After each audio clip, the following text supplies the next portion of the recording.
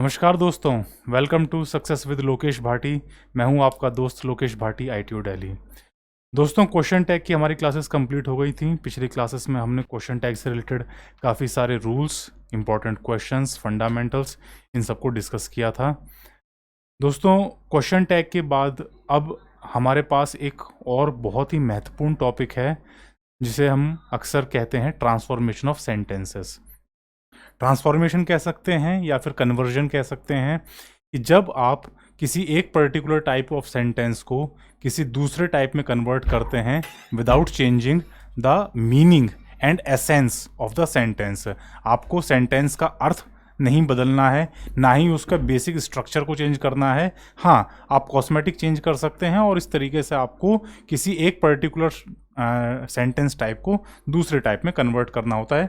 ये चर्चा आज दोस्तों हमें करनी है, तो बहुत ही इंपॉर्टेंट होने जा रही है आज की क्लास। उम्मीद करता हूँ आप लोग लास्ट तक मेरे साथ बने रहेंगे, क्योंकि बहुत ही ज़्यादा इंपॉर्टेंट होगी जो बच्चे SSC और बाकी कॉम्पिटिटिव एग्जाम्स में इंग्लिश का पार्ट फेस करने जा रहे हैं उनके लिए। तो दोस्तों, आज की क्लास शुरू करते हैं, और क्लास शुरू करने से पहले एक बहुत ही इंपॉर्टेंट GS क्वेश्चन आप सभी के लिए। दोस्तों, अभी रिसेंटली एक बहुत ही इंपॉर्टेंट जियोपॉलिटिकल इवेंट हुआ है। सोवियत यूनियन, आज की तारीख में आप दोस्तों जानते होंगे रशिया एक बहुत इंपॉर्टेंट देश है, लेकिन कुछ साल पहले रशिया नाम की चीज़ नहीं थी, सोवियत यूनियन हुआ करता था सन 1991 से पहले। ठीक है, तो 1991 से पहले दोस्तों जो पॉलिटिकल एंटिटी थी, जो देश था, उसका नाम था सोवियत यूनियन। दरअसल नाम USSR था, union of Soviet socialist republics. ठीक है, तो सोवियत यूनियन जो देश था दोस्तों, इसकी एक बहुत ही इंपॉर्टेंट नेता थे मिखाइल सर्जिएविच गोर्बाचेव, जिनको अक्सर शॉर्ट में मिखाइल गोर्बाचेव के नाम से भी जाना जाता है। तो दोस्तों, अभी रिसेंटली ये जो लीडर थे मिखाइल गोर्बाचेव, इनकी मृत्यु हो गई 30 अगस्त 2022। ठीक है, अभी रिसेंटली इनकी मृत्यु हुई है दोस्तों। और इनका जो सोवियत यूनियन के आप राष्ट्रपति तो उस समय दोस्तों एक पोस्ट नहीं थी, but leader of the Soviet union कहा जाता था, जो भी उनका टॉप मोस्ट लीडर होता था।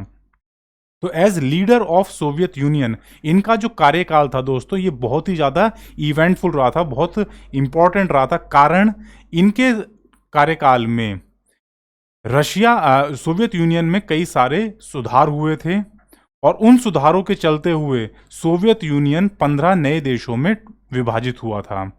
और साथ ही साथ एक बहुत ही इंपॉर्टेंट न्यूक्लियर एक्सीडेंट इनके कार्यकाल में हुआ था। उस एक्सीडेंट का नाम था दोस्तों Chernobyl accident, nuclear accident. Chernobyl एक जगह है, सोवियत यूनियन में वो जगह थी, वहाँ पर न्यूक्लियर प्लांट था। उस न्यूक्लियर प्लांट में दोस्तों एक एक्सीडेंट हुआ, विस्फोट हुआ, जिसके कारण बहुत कई हजार लोगों को रेडियो एक्टिव रेडिएशन हुआ, काफ़ी लोगों की मृत्यु भी हुई थी। और इसी के चलते दोस्तों फिर पूरे विश्व में ये यूनाइटेड नेशंस ने ये तय किया कि जो भी न्यूक्लियर रिएक्टर्स हैं उनमें एक सेफ्टी प्रोटोकॉल्स होने चाहिए। तो दोस्तों, क्वेश्चन आज आप सबके लिए ये है कि चेरनोबिल न्यूक्लियर प्लांट जो था सोवियत यूनियन का, वो आज की तारीख के किस देश में स्थित है। क्योंकि सोवियत यूनियन तो बट करके 15 देशों में विभाजित हो गया, तो वो जो नए 15 देश थे उनमें से किस देश में आज की तारीख में चेरनोबिल शहर स्थित है। ऑप्शंस आपके सामने हैं दोस्तों, ये 4। Option A Russia, option B Ukraine, option C Belarus, या फिर ऑप्शन डी मोल्दोवा। दोस्तों, बहुत ही इंपॉर्टेंट क्वेश्चन है, क्योंकि अभी रिसेंटली यूक्रेन युद्ध चल भी रहा था। तो आप सबके लिए बहुत ज़्यादा इंपॉर्टेंट हो जाता है कि रशिया, सोवियत यूनियन, इन सब से जुड़ी हुई महत्वपूर्ण जानकारियां आपके टिप्स पर होनी चाहिए। तो मेरी रिक्वेस्ट आप सभी से ये है दोस्तों, वीडियो को 1 मिनट के लिए पॉज कीजिएगा, कमेंट सेक्शन में जाइए, क्वेश्चन का आंसर कीजिए। सही होता है, गलत होता है दोस्तों, doesn't matter at all. What matters is your will to attempt. आप प्रयास करते हैं, वो सबसे ज़्यादा इंपॉर्टेंट है दोस्तों। क्वेश्चन का सही जवाब और क्वेश्चन की बैकग्राउंड जानकारी मैं आपके साथ में वीडियो के अंत में शेयर करूंगा। आइए शुरू करते हैं अपना आज का टॉपिक। मुद्दा है दोस्तों आज ट्रांसफॉर्मेशन ऑफ सेंटेंसेस। जैसा कि मैंने आपके साथ में वीडियो के शुरुआत में डिस्कस किया दोस्तों, कई बार आपको अपने सेंटेंस को रूप चेंज करना पड़ता है। दोस्तों देखिए, एक चीज होती है कि आप अपनी बात कहना चाहते हैं, आप अपनी बात एक एफर्मेटिव सेंटेंस के माध्यम से कह सकते हैं, या फिर एक नेगेटिव सेंटेंस से भी कह सकते हैं। इंपेरेटिव हो सकता है, ऑप्टेटिव हो सकता है, एक्सक्लेमेटरी हो सकता है, इंटेरोगेटिव हो सकता है। 6 तरह के सेंटेंस होते हैं। जैसी भी आप अपनी भावना व्यक्त करना चाहते हैं उसके जरिए आपको सेलेक्ट करना है which of the type of sentence you want to use to convey your feelings, your emotions, whatever you want to say. तो जो भी बात दोस्तों आपको कहनी है उसको एक्सप्रेस करने के लिए आपके पास ये 6 ऑप्शंस हैं। मुद्दा है कि अगर आपको अपने सेंटेंस का रूप चेंज करना है, आप ये चाहते हैं कि सर मैं तो मेरे पास ये जो आपने 6 टाइप्स दिए हैं, affirmative, negative, interrogative,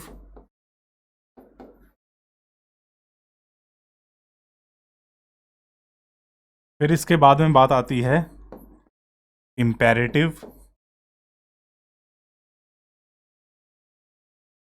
then optative, जिसमें आप विश एक्सप्रेस करते हैं, optative, and then last one is exclamatory.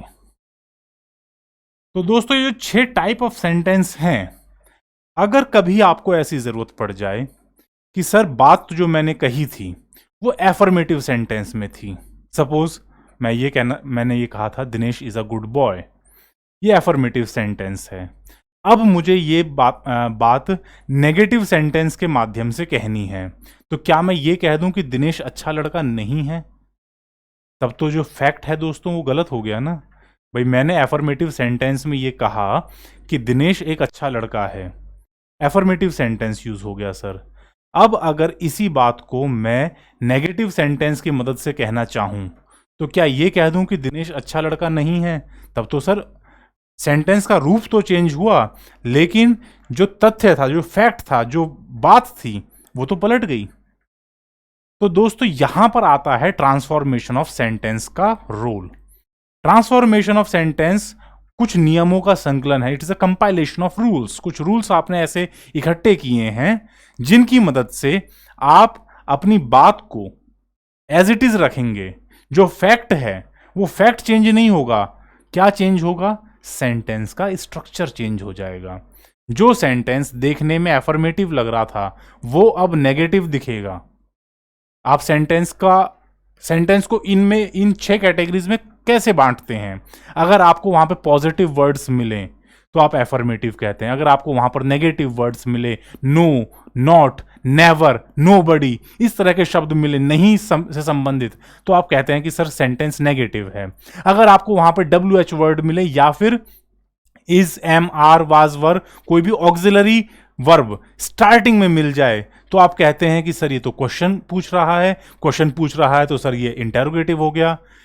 इसी के साथ जैसा अगर सेंटेंस में आपको कमांड सुनाई पड़ रही है कि सर कोई आदेश दे रहा है, कोई सुझाव दे रहा है, कोई रिक्वेस्ट कर रहा है और डायरेक्ट सब्जेक्ट नहीं है, तो आप कहते हैं सर ये तो इंपेरेटिव सेंटेंस है। तो दोस्तों देखिए जो 6 कैटेगरीज है इन सब की अपनी अपनी पर्टिकुलर विशेषताएं हैं जिनको देख करके आप समझ जाते हैं कि सर ये पर्टिकुलर सेंटेंस इस वाली कैटेगरी को बिलोंग करता है। आपको साइन ऑफ एक्सक्लेमेशन मिल जाता है तो आप कहीं देखेंगे कि सर ऑप्टेटिव या एक्सक्लेमेटरी है। ऑप्टेटिव में विश होती है और एक्सक्लेमेटरी में आपको इमोशंस मिलते हैं, जैसे कि आश्चर्य मिल सकता है, आपको सुख मिल सकता है, आपको दुख मिल सकता है, आपको डर हो सकता है वहां पर। तो इस तरीके से आप देख करके पहचान लेते हैं कि कौन सी टाइप ऑफ सेंटेंस से ये मतलब कौन सी कैटेगरी से बिलोंग करता है। अब दोस्तों यहां पर अगर ये चीज आपसे कही जाए कि जिस भी कैटेगरी का सेंटेंस है आपको कैटेगरी तो चेंज करनी है, लेकिन सेंटेंस का जो अर्थ है, सेंटेंस का जो मूल है, एसेंस है, वो चेंज नहीं होना चाहिए। मैंने जो बात कही कि दिनेश अच्छा लड़का है, ये वही का वही रहना चाहिए। हाँ, आप सेंटेंस का स्ट्रक्चर अगर बदल सकते हैं तो बदल दीजिए। तो यहां पर दोस्तों बात आ जाती है फिर ट्रांसफॉर्मेशन की। ट्रांसफॉर्मेशन के नियम क्या करेंगे, एक एफर्मेटिव सेंटेंस को नेगेटिव में या इंटेरोगेटिव में या इंपेरेटिव में किसी भी कैटेगरी में दोस्तों चेंज कर देंगे, लेकिन जो मूल मुद्दा है बात कहने का वो नहीं बदलेगा। अगर एफर्मेटिव सेंटेंस में आपने ये कहा था कि दिनेश अच्छा लड़का है, तो लास्टली भी ट्रांसफॉर्मेशन के बाद में दिनेश अच्छा लड़का ही रहेगा। बस हम क्या कह देंगे, दिनेश बुरा लड़का नहीं है। अब अगर कोई व्यक्ति बुरा नहीं है इसका मतलब क्या है, वो अच्छा है, राइट। तो इस तरीके से दोस्तों आप अपने सेंटेंस की जो इंटरनल स्ट्रक्चर है उस स्ट्रक्चर को तो चेंज करते हैं, लेकिन वो जो बात कही जा रही है, जो मूल बात कही गई है, वो चेंज नहीं होती है। और यही सारा फंडामेंटल है ट्रांसफॉर्मेशन ऑफ सेंटेंस का। इस तरीके से आप सेंटेंसेस को इंटरचेंज करेंगे।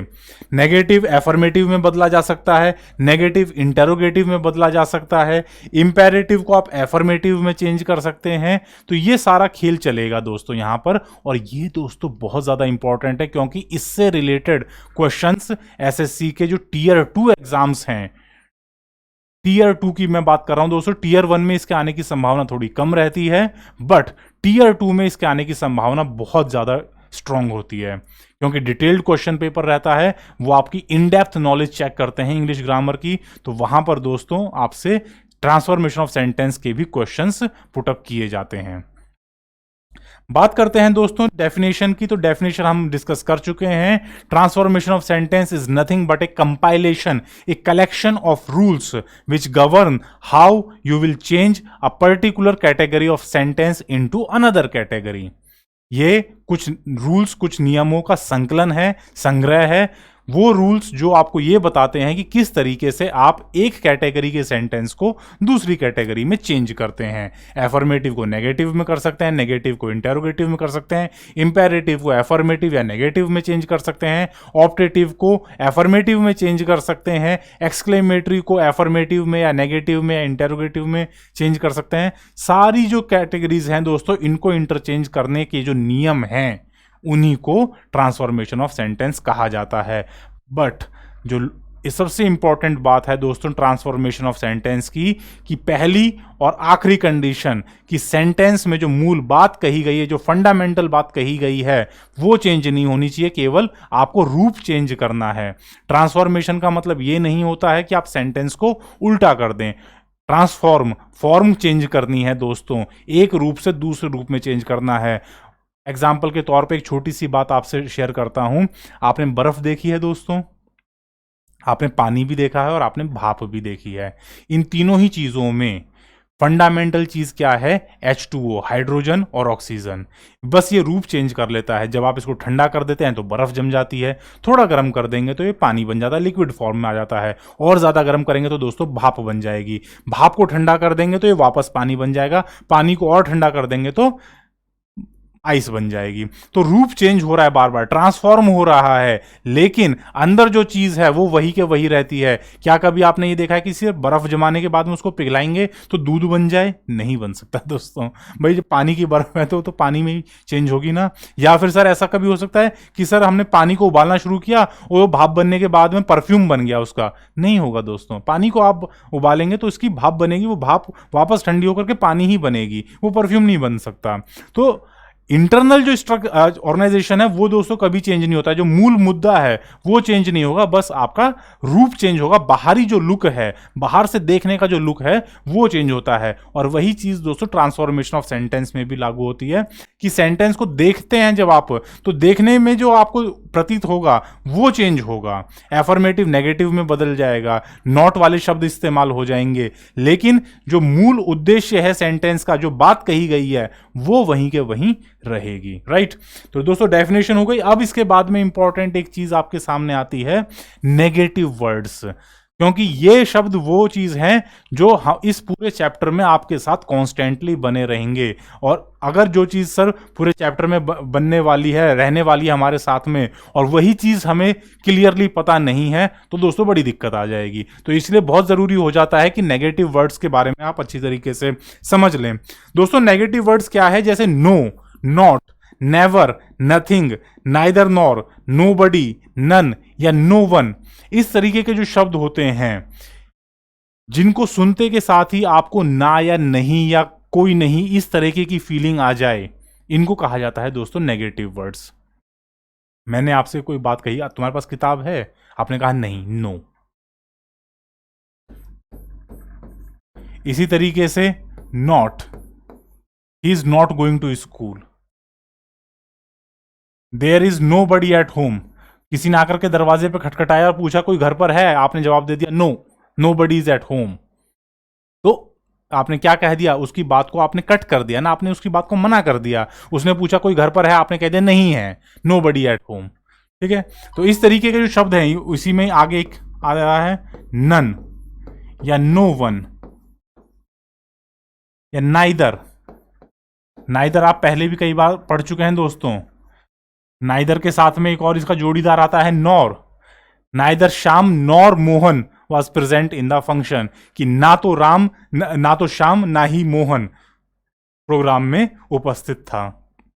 तो नाइदर से भी आपने किसी चीज के लिए मना कर दिया, नॉर की मदद से भी आपने मना कर दिया। तो दोस्तों ये इसी तरीके से एक नथिंग, आपके दोस्त ने आकर के आपसे पूछा क्या हुआ, तुम बड़े गुमसुम लग रहे हो, आपने कह दिया नथिंग, कुछ नहीं। तो ये जो सारे जो शब्द हैं nothing, nobody, neither, nor, no one, none, no या नॉट, इस तरीके के शब्द जो हैं दोस्तों ये आपको नकारात्मक भावना बताते हैं।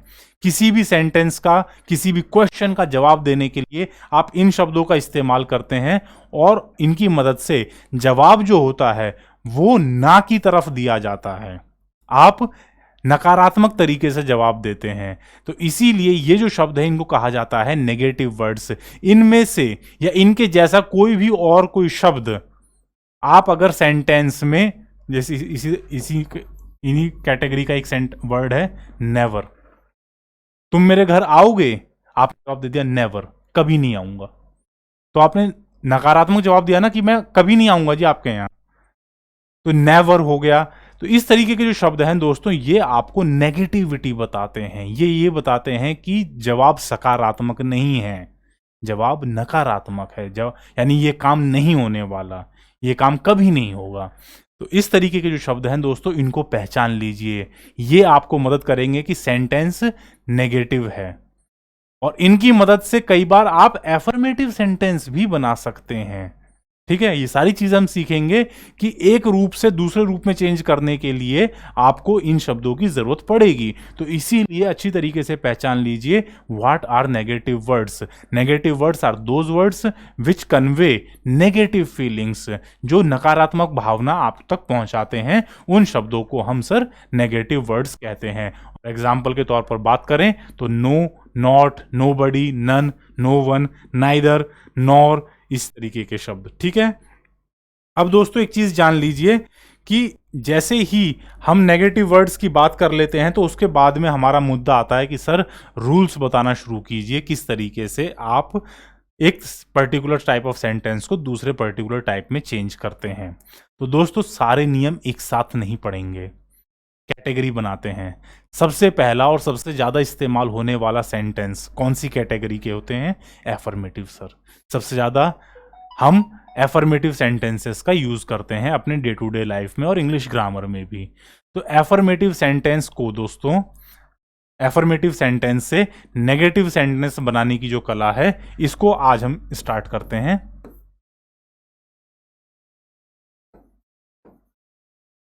Affirmative to negative. आज हम बात करेंगे कि कैसे आप एफर्मेटिव सेंटेंस को नेगेटिव सेंटेंस में चेंज करते हैं। तो दोस्तों जिन बच्चों ने क्लासेस स्टार्टिंग से फॉलो की हैं उनको मालूम होगा, जिन्होंने नहीं फॉलो किया उनके लिए मैं जानकारी के लिए दो शब्दों में रिवीजन बता देता हूं। एफर्मेटिव सेंटेंस वो सेंटेंस होते हैं जिनमें आप अपनी बात कहते हैं और वो पॉजिटिव सेंस में होती है। इन दोनों ही कैटेगरी को, एफर्मेटिव और नेगेटिव, कंबाइन करके अगर बात कही जाए तो एसर्टिव सेंटेंस कहा जाता है। ये दोनों मिलकर के क्या बनाते हैं?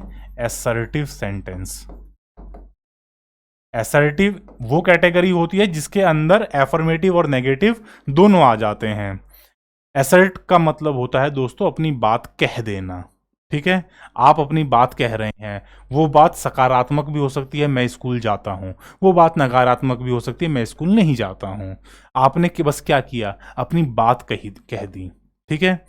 आपने अपनी तथ्य को एक्सप्रेस कर दिया, तो ये असर्ट करना होता है। असर्ट वर्ड का जब आप डिक्शनरी में मीनिंग देखेंगे तो उसका अर्थ मिलेगा अपनी बात को व्यक्त कर देना। वो बात सकारात्मक भी हो सकती है, पॉजिटिव भी हो सकती है। अगर पॉजिटिव हुई तो एफर्मेटिव सेंटेंस है, वो बात नकारात्मक भी हो सकती है, उसे आप नेगेटिव सेंटेंस कहते हैं, ठीक है। तो असर्टिव सेंटेंस दोस्तों पहली कैटेगरी होती है, इसके अंदर फिर आप एफर्मेटिव और नेगेटिव दो अलग अलग हिस्से बांट लेते हैं। अब सबसे पहली बात हमें दोस्तों इन्हीं दोनों के बारे में करनी है कि एफर्मेटिव सेंटेंस को आप नेगेटिव सेंटेंस में कैसे कन्वर्ट करते हैं। तो इसका दोस्तों सबसे पहला जो नियम है, how to convert affirmative sentence into negative sentence, तो पहला नियम दोस्तों ये कहता है कि आप सबसे जो मेन वर्ड सेंटेंस में इस्तेमाल हुआ है उसके अपोजिट वर्ड का की मदद से उसको चेंज कर दीजिए। आपके पास कोई सेंटेंस है, मैन इज मॉर्टल, ये कहावत भी है दोस्तों कि आदमी नश्वर है, आदमी नश्वर है यानी कि नष्ट हो जाएगा, मरेगा, एक ना एक दिन इंसान की मृत्यु निश्चित है। जो आदमी धरती पर आया है उसकी मृत्यु निश्चित है, ठीक है। तो मैन इज मॉर्टल, राइट। अब दोस्तों अगर हमें इस सेंटेंस को नेगेटिव में बदलना है, पहले तो ये जानिए दोस्तों, ये जो सेंटेंस है 3 शब्दों का सेंटेंस है, मैन इज मॉर्टल, ये आपको देखने में कैसा लग रहा है? क्या इसमें कोई सवाल पूछा गया है? क्वेश्चन मार्क तो सर नजर नहीं आ रहा है, ना ही कोई WH वर्ड है, ना ही इफ या वेदर का इस्तेमाल स्टार्टिंग में हुआ, ना ही किसी ऑक्सिलरी वर्ब का इस्तेमाल हुआ है, तो क्वेश्चन तो है नहीं। क्या आदेश दिया जा रहा है, यहां आओ, ऐसा करो, ऐसा कर लेते हैं, कोई प्रस्ताव दिया जा रहा है? नहीं सर, ऐसा भी नहीं है। कोई विश बताई जा रही है, किसी के दिल की इच्छा बताई जा रही है कि तुम दीर्घायु हो, तुम क्लास में फर्स्ट आ जाओ? नहीं सर, ऐसा भी कुछ नहीं है। क्या कोई आश्चर्य, कोई दुख या कोई सुख की बात या कोई डर की बात बताई जा रही है? नहीं सर, ऐसा भी नहीं है। तो यानी कि ये कोई तथ्य बता रहा है, यानी असर्टिव सेंटेंस है। अब असर्टिव में ये पहचाने कि क्या एफर्मेटिव है या फिर नेगेटिव है। तो आपको ना या नहीं की जैसी कोई चीज नजर आ रही है? नहीं सर, ऐसा तो नजर नहीं आ रहा है। आदमी नश्वर है, नश्वर यानी कि जो आदमी आया है वो आदमी की मृत्यु होनी है, निश्चित है। तो ये दोस्तों एफर्मेटिव सेंटेंस हुआ। अब इस एफर्मेटिव सेंटेंस को दोस्तों हमें नेगेटिव सेंटेंस में बदलना है। हमें यहां पर नो या नॉट या नेवर जैसा कोई शब्द लेकर के आना है ताकि देखने में नेगेटिव लगे। उसका अर्थ नेगेटिव हो ना हो जरूरी नहीं है, अर्थ तो यही रखना है कि आदमी नश्वर है, यह अर्थ ही रखा जाना है। इंपॉर्टेंट क्या है? इसका ट्रांसफॉर्मेशन, इसका रूप बदलना है। इसका जो दिखावा है ना, ये जो दिख रहा है, वो दिखावा चेंज होना चाहिए दोस्तों। और उसके लिए हम क्या करते हैं कि जो भी इंपॉर्टेंट वर्ड है, मेन वर्ड, उस मेन वर्ड का अपोजिट ले लेते हैं, उसका एंटोनिम ले लेते हैं। एंटोनिम्स आप सबने पढ़ रखे हैं ना, जो बच्चे कॉम्पिटिटिव एग्जाम्स की तैयारी कर रहे हैं वो सब जानते होंगे। एंटोनिम्स यानी कि विपरीतार्थक या विलोम शब्द। तो मॉर्टल का विलोम शब्द आपको लेना पड़ेगा। और मॉर्टल का आप में से बहुत सारे लोग जानते होंगे, मॉर्टल का एंटोनिम क्या होता है? इमॉर्टल। इमॉर्टल यानी कि ऐसी चीज जो नश्वर, जो नष्ट ना हो, जो खराब ना हो, जो कभी खत्म नहीं होगी, जो कभी नष्ट नहीं होगी, अमर है, राइट। तो इमॉर्टल आपने अपोजिट ले लिया सर। अब दोस्तों देखिए, इसका अपोजिट लिया है तो इसका भी तो अपोजिट लेना होगा ना। Man is not immortal, man is not immortal. इस तरीके से आपने, अब दोस्तों देखिए, एफर्मेटिव सेंटेंस था मैन इज मॉर्टल, एफर्मेटिव। इसको किस में चेंज कर दिया? इसको आपने चेंज कर दिया अब नेगेटिव में। सर नेगेटिव हो गया क्या? हाँ बिल्कुल नेगेटिव हो गया ना, देखो नॉट का इस्तेमाल हो गया भाई। सर ट्रांसफॉर्मेशन तो आपने कर दिया, रूप तो चेंज कर दिया, पर एक बार अर्थ तो चेक करिए। आदमी नश्वर है, मैन इज मॉर्टल, आदमी नश्वर है, आदमी जरूर मरेगा एक ना एक दिन। मैन इज नॉट मॉर्टल, आदमी अमर नहीं है। अमर नहीं है का क्या मतलब हुआ, आदमी तो फिर एक ना एक दिन मरेगा। जो चीज अमर नहीं है मतलब वो नष्ट हो जाएगी, राइट। तो इस तरीके से आपने क्या किया, डबल नेगेटिव किया। आपने मेन वर्ड का अपोजिट लिया और फिर नॉट का इस्तेमाल कर लिया ताकि माइनस माइनस प्लस बन जाए, नेगेटिव नेगेटिव वापस एफर्मेटिव आ जाए। अच्छा अब दोस्तों देखिए, देखने में तो यहां पर नॉट का इस्तेमाल हो गया, तो इसलिए ये नेगेटिव सेंटेंस है। इसलिए क्या है, ये नेगेटिव सेंटेंस है। क्यों, क्योंकि यहां पर नॉट या नेवर या किसी ऐसे ही दिखने वाले, ना के जैसे दिखने वाले शब्द का इस्तेमाल हो गया, तो इसलिए ये नेगेटिव है। तो rule number one for transforming affirmative sentence into negative sentence says use the antonym of the main word in the sentence. Sentence में इस्तेमाल हुए मेन वर्ड का एंटोनिम इस्तेमाल कर लीजिए और फिर नॉट का इस्तेमाल कर दीजिए, तो एफर्मेटिव नेगेटिव में चेंज हो जाएगा। इसी तरीके से एक और एग्जांपल लेते हैं, यू आर वाइज, तुम बुद्धिमान हो। सर देखने में कैसा सेंटेंस लग रहा है भाई, बात कही है तो एफर्मेटिव सेंटेंस है सर। अब दोस्तों इसको नेगेटिव बदलना है, तो यू आर नॉट, तुम नहीं हो। नॉट तो लगा दिया सर, मेन काम, मेन वर्ड का एंटोनिम ले लीजिए। वाइज यानी बुद्धिमान, एंटोनिम क्या होगा, फुलिश या idiot. Okay, you are not foolish, ये इस्तेमाल कर लीजिए, या यू आर नॉट इडियट, कोई भी एक वर्ड इस्तेमाल कर लीजिए। अब दोस्तों देखिए, ये तो क्या था, you are wise, affirmative sentence था। You are not foolish, not लगने से ये अब नेगेटिव बन गया है सर, नेगेटिव सेंटेंस बन गया, यू आर नॉट फुलिश या फिर यू आर नॉट इडियट। इसी तरीके से Mohan is a rich person, Mohan एक अमीर आदमी है। नेगेटिव करने के लिए क्या करोगे, रिच का पुअर कर दीजिए। Mohan is not poor, Mohan गरीब नहीं है। गरीब नहीं है का मतलब सर अमीर है। तो इस तरीके से आप अपनी बात को दोस्तों वहीं रखेंगे, बात चेंज नहीं होनी चाहिए। अगर मैं ऐसा कर देता कि यू आर नॉट फुलिश, यहां पर नॉट का इस्तेमाल नहीं करता, तो क्या हो जाता, यू आर फुलिश। दोस्तों बात तो उल्टी हो गई लेकिन नेगेटिव नहीं बना। तो इसीलिए बहुत ज़्यादा ज़रूरी है कि जब कभी आप ट्रांसफॉर्मेशन करें तो दोनों चीज़ें हो जानी चाहिए। एक तो रूप भी बदलना चाहिए लेकिन अर्थ बदलना नहीं चाहिए, अर्थ वहीं रहना चाहिए। सेंटेंस का जो मीनिंग है वो वहीं के वहीं रहना चाहिए। ये बात आपको हमेशा ध्यान रखनी है जब कभी आप ट्रांसफॉर्मेशन करते हैं। इसी तरीके से इट इज़ हार्मफुल, तो इट इज़ हार्मफुल, हार्मफुल का antonym harmless, it is not harmless. It is harmful affirmative sentence, it is not harmless ये नेगेटिव सेंटेंस बन जाएगा। इस तरीके से ये बात हुई दोस्तों रूल नंबर 1 एंटोनिम यूज करने वाली। रूल नंबर 1 कहता है यूज एंटोनिम्स। एंटोनिम्स किसके, जो मेन वर्ड है। एंटोनिम्स किसका यूज करना है, मेन वर्ड का, सेंटेंस में इस्तेमाल होने वाला जो सबसे इंपॉर्टेंट वर्ड है उसका एंटोनिम इस्तेमाल करना है, राइट। ओके, आइए आगे बढ़ते हैं, रूल नंबर 2 के बारे में बात करेंगे अब।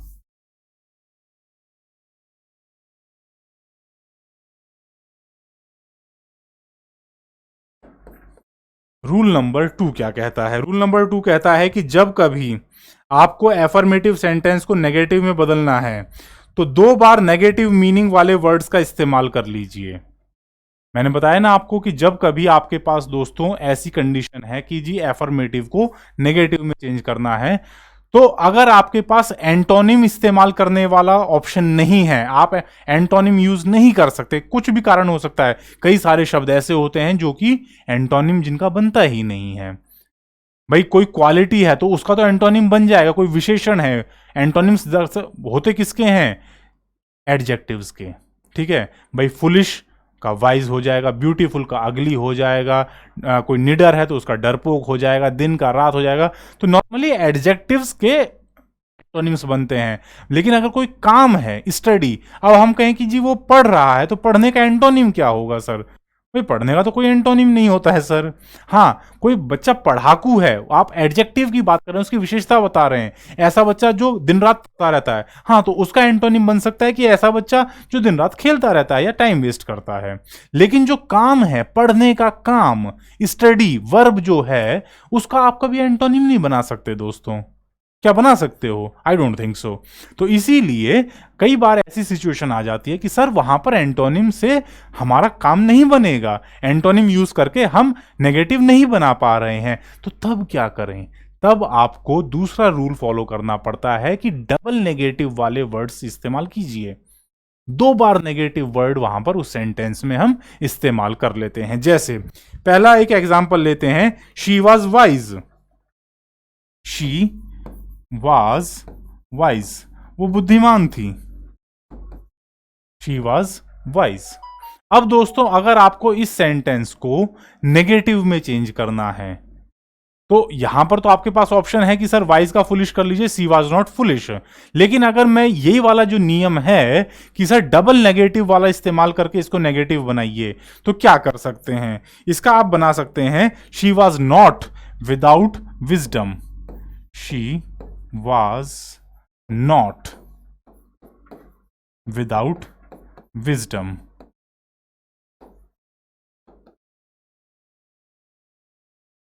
She was not without wisdom, कि वो बुद्धिमान तो थी। नेगेटिव सेंटेंस बनाने के लिए आपने क्या किया कि वो बुद्धिमानी से दूर नहीं थी, ठीक है। विदाउट विजडम यानी कि उसके पास बुद्धिमानी थी, उसके पास अकलमंदी थी। She was not without wisdom. इसी तरीके से जैसे अगर एक सेंटेंस में आपसे डिस्कस करूं कि every cactus plant has a thorn, कि हर कैक्टस के प्लांट में कांटे होते हैं। Every cactus plant has a thorn. तो इसको डबल नेगेटिव करने के लिए हम क्या करते हैं, there is no cactus plant without a thorn. ये सेंटेंस देखिए बहुत इंपॉर्टेंट है। Every cactus plant has a thorn, कि हर कैक्टस के पौधे में कांटा जरूर होगा। तो इसको नेगेटिव सेंटेंस में, अब दोस्तों देखिए यहां पर आपको क्या कोई नेगेटिव वर्ड दिख रहा है? नहीं सर, कोई नहीं दिख रहा है, देख लीजिए। तो इस वजह से ये अफर्मेटिव सेंटेंस है। अब इसको हम डबल नेगेटिव करेंगे। There is no cactus plant without thorns, कि ऐसा बगैर कांटों वाला कोई कैक्टस का पौधा नहीं होता है। बिना कांटों वाला कैक्टस का पौधा नहीं होता है, या कोई पौधा, कोई भी कैक्टस का पौधा बगैर कांटों के नहीं होता है। बगैर कांटों के कोई कैक्टस का पौधा नहीं होता, इसका मतलब क्या है कि सारे कैक्टस के पौधे कांटों के साथ होते हैं। वही तो बात पहले कही गई थी कि every cactus plant has a thorn. तो आपने दोस्तों क्या किया, यहां पर एक नेगेटिव वर्ड इस्तेमाल किया और एक यहां पर कर लिया। डबल नेगेटिव से वापस अगर अर्थ को ध्यान से देखोगे तो वहीं पहुंच रहे हो, कहां पर? जहां से शुरू किया था, यानी कि अफर्मेटिव सेंटेंस पर पहुंच गए कि नहीं? राइट। अब दोस्तों कुछ और एग्जांपल्स की बात कर लेते हैं, एक दो और देख लेते हैं। जैसे यू हैव मनी, तुम्हारे पास पैसे हैं। तो you are not without money, you are not without money, तुम बगैर पैसे के नहीं हो। You are not without money. इसी तरीके से everyone makes a mistake. Everyone यानी हर कोई, हर व्यक्ति गलती कर सकता है। Everyone makes a mistake, general सी बात है। तो इसको दोस्तों जब आपको डबल नेगेटिव करना है, एवरीवन मेक्स अ मिस्टेक, तो इसका चेंज कैसे करोगे? There is no one who does not make a mistake, कि ऐसा कोई नहीं है जो गलती नहीं करता है। ऐसा कोई नहीं है जो गलती नहीं करता है। तो क्या मतलब हुआ? यानी हर कोई गलती करता है। वही बात तो हमने अफर्मेटिव सेंटेंस में कही कि there is everyone makes a mistake, हर किसी से गलती हो जाती है। राइट। तो इस तरीके से ये वाला रूल क्या कहता है कि आप डबल नेगेटिव वर्ड्स इस्तेमाल करके भी बना सकते हैं। एफर्मेटिव सेंटेंस लीजिए, उसमें डबल नेगेटिव वर्ड्स बना लगा दीजिए, तो उससे आपका नेगेटिव सेंटेंस बन जाएगा और अर्थ एफर्मेटिव वाला ही रहेगा। तो दोस्तों बात हर बार आपको ये ध्यान रखनी है कि रूप बदलते समय no, not, never, nobody, neither, nor इस तरीके के वर्ड आ जाएं बेशक, कोई दिक्कत नहीं, लेकिन अर्थ वहीं के वहीं रहना चाहिए। सेंटेंस का जो बेस नियम, जो बेस मीनिंग है, वो मीनिंग चेंज नहीं होना चाहिए, मीनिंग वहीं रखना है। राइट, आइए आगे बढ़ते हैं।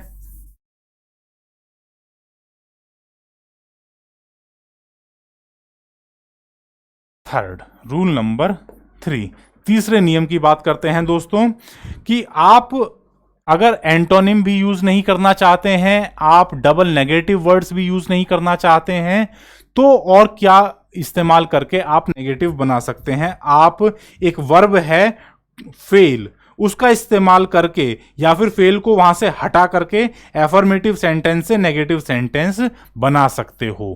फेल,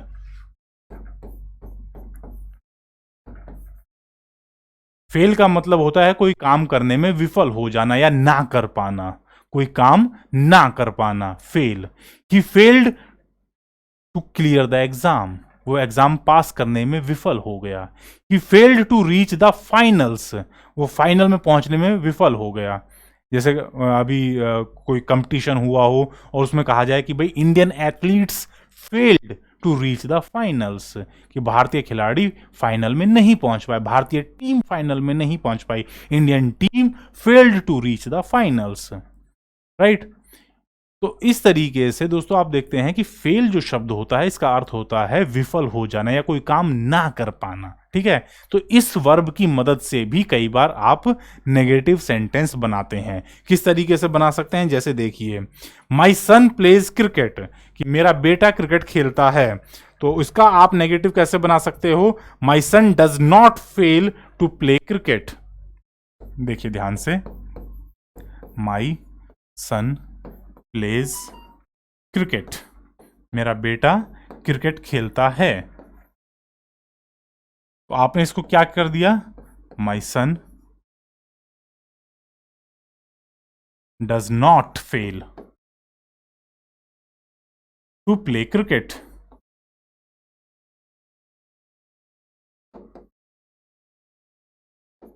अब दोस्तों ध्यान दीजिएगा, मेरा बेटा डज नॉट फेल, विफल नहीं होता है, टू प्ले क्रिकेट, यानी क्रिकेट खेलने से विफल नहीं होता है।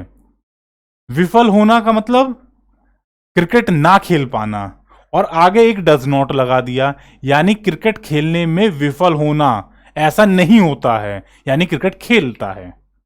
समझे मेरी बात, my son fails to play cricket, यानी कि मेरा बेटा क्रिकेट नहीं खेलता है, fails to play cricket, cricket नहीं खेल पाता है। अब ये डज नॉट जब दिखेगा आपको, तो क्रिकेट खेलने में विफल नहीं होता है, यानी कि क्रिकेट खेलता है। तो इस तरीके से दोस्तों आप एफर्मेटिव को नेगेटिव बना सकते हैं फेल वर्ब यूज करके। फेल यूज करना पड़ेगा और उसके साथ में एक नॉट भी इस्तेमाल करना पड़ेगा, और जब ये नॉट लग जाएगा तो तब बन गई बात नेगेटिव। नेगेटिव सेंटेंस के लिए तो सर हमें केवल यही चाहिए कि no, not, never, nobody, neither, nor, never, इस तरीके के शब्द, इस तरीके का कोई एक शब्द हमें नजर आ जाए, बस हो गया जी, ठप्पा लग गया, नेगेटिव सेंटेंस है। ये बहुत जरूरी है, ये जो शब्द है नेगेटिव वर्ड्स। इसलिए मैंने आपको सेकंड स्लाइड में बता दिया कि भैया इस चैप्टर में और कुछ आपको समझ में आए ना आए, ये चीज समझ में आनी चाहिए कि सेंटेंस का मूल मीनिंग चेंज नहीं करना है, और दूसरी बात आपको नेगेटिव वर्ड पहचानने आने चाहिए। नेगेटिव वर्ड्स आपने अगर पहचान लिए तो फिर समझ लीजिए 60% job is done in this chapter. Okay, एक और एग्जांपल लेते हैं, जैसे he will help the poor, he will help,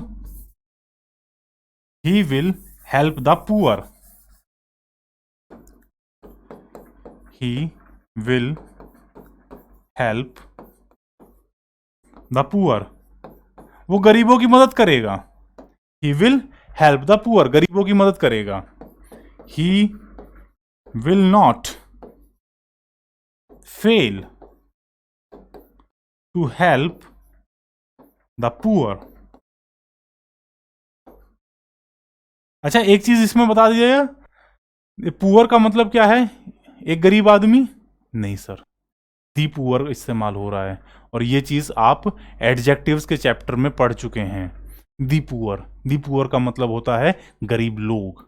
the rich का मतलब एक रईस आदमी नहीं, जो अमीर लोगों के पूरा तबका होता है, सोसाइटी होती है। द इंग्लिश यानी कि अंग्रेज लोग, इंग्लैंड के वासी, वो पूरी कैटेगरी के लिए, कम्युनिटी के लिए बात की जाती है। ठीक है, तो इसी तरीके से he will help the poor यानी गरीब लोगों की मदद करेगा। He will help the poor, वो गरीब लोगों की मदद करेगा। इसको आप अब फेल वर्ब की मदद से नेगेटिव बनाएंगे। He will not fail to help the poor, गरीब लोगों की मदद करने में विफल नहीं होगा, यानी कि सफल हो जाएगा। गरीब लोगों की मदद करने में विफल नहीं होगा, पुअर लोगों की हेल्प करने में विफल नहीं होगा, नॉट फेल। गरीब लोगों की मदद करने में विफल नहीं होगा यानी कि सफल हो जाएगा। सफल हो जाएगा यानी कि गरीब लोगों की मदद करेगा। He will help the poor. समझ में आई मेरी बात? तो दोस्तों देख लीजिए, ये क्या है, ट्रांसफॉर्मेशन क्या है कि जैसे आपको बचपन में कहावत सुनाई जाती थी ना, एक एग्जाम्पल दिया जाता था कि खाना ऐसे खाइए या फिर ऐसे करके खाइए, तो यहां पर वही काम हो रहा है। जो बात सीधे कही जा सकती थी, अब उसको आपको ट्रांसफॉर्म करके कहना है, लेकिन मुद्दा वही रखना है। He will help the poor, गरीबों की मदद करेगा, तो इसको आपने इस तरीके से कहा कि वो गरीबों की मदद करने में नहीं चूकेगा, नहीं विफल होगा, यानी कि सफल होगा, यानी कि मदद करेगा।